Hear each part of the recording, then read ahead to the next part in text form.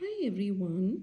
So today I'm going to explain you the meaning of the 6 of swords because the sword cards are connected with the element of air and because the sword cards are connected with the communication skills कि हम कैसे बोलते हैं हम कैसे सोचते हैं हमारे thoughts because this is connected with our thoughts हमारे सोच विचार हमारा जो बोल चाल है उसके ऊपर डिपेंड करता है तो इसलिए ये थोड़े से डिफ़िकल्ट है टू अंडरस्टैंड इसमें बहुत सारी चीज़ें होती है बिकॉज जैसे हमारे दिमाग में बहुत सारे थॉट्स होते हैं वैसे ही इनके भी बहुत सारे मीनिंग्स आप निकाल सकते हो और जब ये कोई सिचुएशन में आते हैं तो स्वॉर्ड कार्ड्स के मतलब जो होते हैं जो मीनिंग्स होते हैं वो वेरी करते हैं so now let us understand the clear meaning of the 6 of swords. यहाँ पे आप देख सकते हो कि एक बोटमैन है जो एक बोट में एक लेडी जो जिसने अपनी पीठ दिखाई हुई है और वो नीचे की तरफ फेस करके बैठी है और उसका बच्चा साथ में बैठा है तो ऐसा लग रहा है कि वो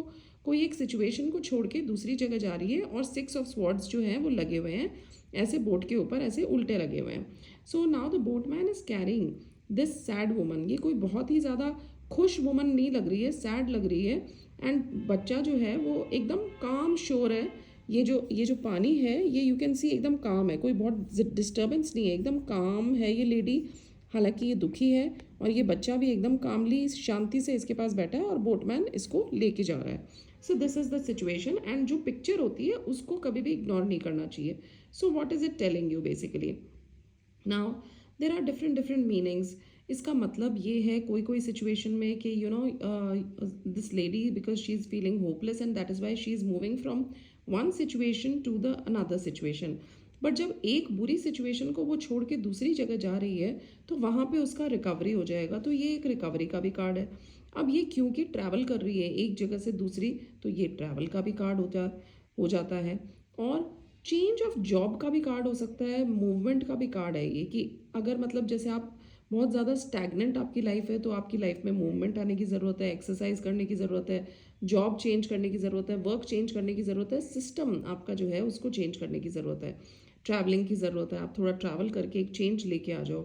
सो basically the meaning of this card मतलब जो इसका ये है कि going from troubled waters to calm water. ये कोई बहुत ही, अभी आप देख सकते हो यहाँ पे ये जो पानी है इसमें थोड़ी सी वेव्स है बट यहाँ पे एकदम शांत पानी है। तो इसका मतलब ये है कि ये ट्रबल्ड वाटर्स थोड़ा सा जो डिफ़िकल्ट सिचुएशन था उसको छोड़ के ये काम वाटर्स की तरफ ये जा रही है। Now 6 is the number of harmony, 6 is the number of reconciliation and 6 is also the number of cooperation and advancement. तो यहाँ पे जो की वर्ड्स हैं वो है transition, passage, journey, transferring information. एक इन्फॉर्मेशन भी एक जगह से दूसरी जगह ट्रैवल कर रही है। सो basically the meaning is moving towards better times, travelling, migration, escape. This is a card of moving from bad times towards good times and it is also a card of travel, especially by the sea.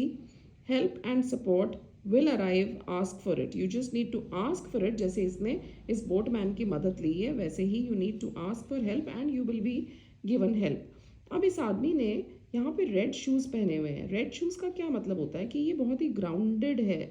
Red is the colour of the root chakra and ये grounded है in will and passion और ये boat को लेके जा रहा है। Basically ये बताया गया है कि ग्राउंडेडनेस से डाउन टू अर्थ होके, जब आप डाउन टू अर्थ हो जाते हो, प्रैक्टिकल हो जाते हो, ग्राउंडेड हो जाते हो तो आपकी लाइफ में आपको बहुत सारी चीज़ें मिलती है। ग्राउंडेड रहना बहुत ज़रूरी है, धरती से जुड़ाव बहुत ज़रूरी है to basically evolve in life. So thoughts यहाँ पे जो है वो अलाइंड है। आप स्वॉर्ड्स देख सकते हो, स्वॉर्ड्स एक साथ 6 ऑफ स्वॉर्ड्स का मतलब ये भी होता है कि यहाँ पे जैसे स्वॉर्ड्स जो है एक साथ ऐसे जचा के पूरे जमा के ऐसे रखी हुई है तो मतलब आपके जितने भी थॉट्स हैं वो भी सारे अलाइनमेंट में हैं। मतलब ऐसा कोई मतलब स्टेडी है, जितना भी आपका माइंड है ना अभी स्टेडी है एंड इमोशनल टाइम्स में भी आपका दिमाग स्टेडी रहता है। Why emotional I am saying because there is water around. तो वाटर यानी कि कुछ ना कुछ इमोशनल सिचुएशन है बट फिर भी माइंड एकदम स्टेडी है, जैसे ये तलवार यहाँ पे स्टेडी तरीके से एकदम जमा के रखी हुई है। Now let's see and understand what is written over here.